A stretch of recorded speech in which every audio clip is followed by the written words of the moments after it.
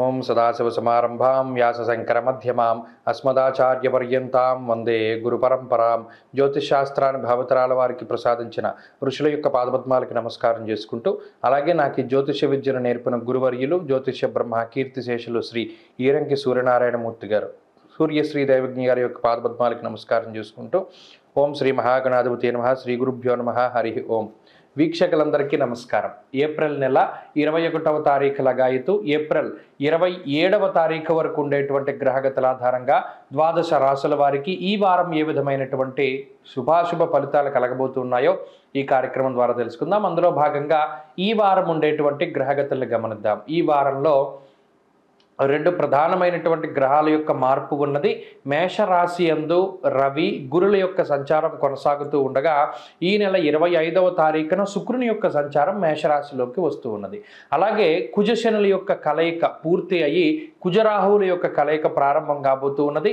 24వ తారీఖు లగాయతు కుజుని యొక్క మార్పు మీనరాశిలోకి ఆయన మార్పు చెందుతూ ఉన్నారు. మీనరాశిలో ఇప్పటికే రాహువు బుధ గ్రహాల యొక్క సంచారం ఉండగా ఇప్పుడు వారితో పాటు కుజుడు కూడా కలుస్తూ ఉన్నారు. కుంభమందు శనేశ్వరుడు అలాగే కన్యా కేతువు ఉండగా ఈ వారంలో చంద్రుడు సింహం కన్యా తుల వృశ్చిక రాశుల్లో సంచారం చేస్తున్నారు. ఇటువంటి పరిస్థితుల్లో ద్వాదశ రాశుల వారికి ఏ విధమైనటువంటి శుభాశుభ ఫలితాలు కలగబోతున్నా తెలుసుకుందాం. అందులో భాగంగా తులారాశి వారికి ఈ వారం అత్యంత శ్రేయోదాయకమైనటువంటి వారంగా చెప్పవచ్చును. ఎందువల్ల అంటే ఒక గ్రహం ఇచ్చేటువంటి పూర్తి ప్రతికూలమైనటువంటి ఫలితాలు తగ్గిపోతూ మరొక గ్రహం ఇచ్చేటువంటి అత్యంత శుభ ఫలితాలని అనుభవించేటువంటి రోజులు వచ్చాయి.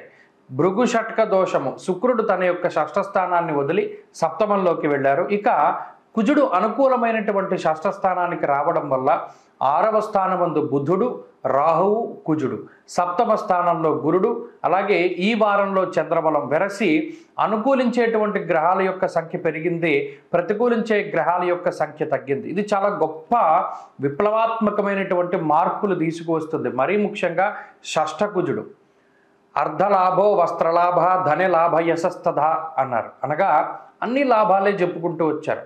అర్ధలాభము, ధాన్యలాభము, ధనలాభము, యశస్సు అనగా కీర్తి ప్రతిష్టలకి సంబంధించినటువంటి లాభం. అనగా ఇప్పటివరకు ఏదైతే మీరు చాలా కష్టసాధ్యమైనటువంటి పనులు చేసుకుంటూ వచ్చారో దానికి తగినటువంటి గుర్తింపు మీ వృత్తి ప్రవృత్తుల్లో మీకు అత్యధికంగా లభిస్తూ ఉంటుంది.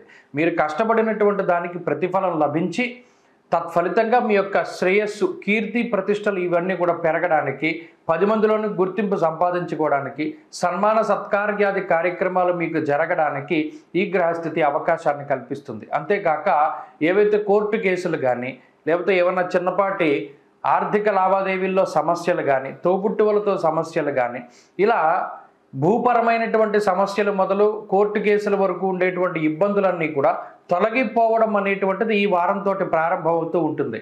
ఎటువంటి ఇబ్బందులు కానీ దెబ్బలాట్లు కానీ ఇవన్నీ కూడా ఒక్కొక్కటిగా సమసిపోతూ ఉంటాయి. వాటికి సంబంధించినటువంటి పరిష్కారాలు దొరుకుతూ ఉంటాయి. అలాగే అప్పు చేసి గతంలో ఇబ్బంది పడినటువంటి మీరు, అవమానాలు ఎదుర్కొన్నటువంటి మీరు ఆ డబ్బుని సకాలంలో తిరిగి ఇవ్వడం ద్వారా మీ యొక్క అస్తిత్వాన్ని నిరూపించుకోగలుగుతారు. ఎక్కడైతే అవమానింపబడ్డారో అక్కడే వారందరూ కూడా మిమ్మల్ని వేణువులు కీర్తిస్తూ ఉంటారు. ఇలా మీరు పనిచేసేటువంటి ప్రాంతంలోనూ అలాగే మీరు ఉన్నటువంటి ప్రాంతంలోనూ మీకు తగిన గుర్తింపు లభించడం, ఉద్యోగపరంగా వ్యాపారపరంగా లాభం రావడం, అలాగే అనారోగ్య సమస్యలు తగ్గుముఖం పట్టడం, కుటుంబ సమస్యలు తగ్గుముఖం పట్టడం, కుటుంబ సభ్యుల ఆరోగ్యం మెరుగుపడడం, ఇటువంటివన్నీ కూడా ఈ వారంలో ఉండేటువంటి గ్రహ సంపత్తి వల్ల ఏర్పడతాయి. వారం చివరిలో మాత్రం ప్రయాణాలు చేయడానికి అవకాశం ఉన్నది. అలాగే విద్యార్థులకి సమయం అనుకూలంగా ఉన్నది. స్త్రీలకి కూడా ఈ గ్రహ సంపత్తి ఆనందదాయకమైనటువంటి సమయాన్ని ఇస్తుంది. తులారాశి వారి ఈ వారం మరింత అనుకూలమైనటువంటి ఫలితాలని సాధించడానికై సుబ్రహ్మణ్యేశ్వర స్వామి వారి యొక్క ఆరాధన చేస్తూ ఉండడం చెప్పదగినటువంటి సూచన. ఈ వారంలో కలిసొచ్చేటువంటి రోజు బుధవారంగా చెప్పవచ్చును.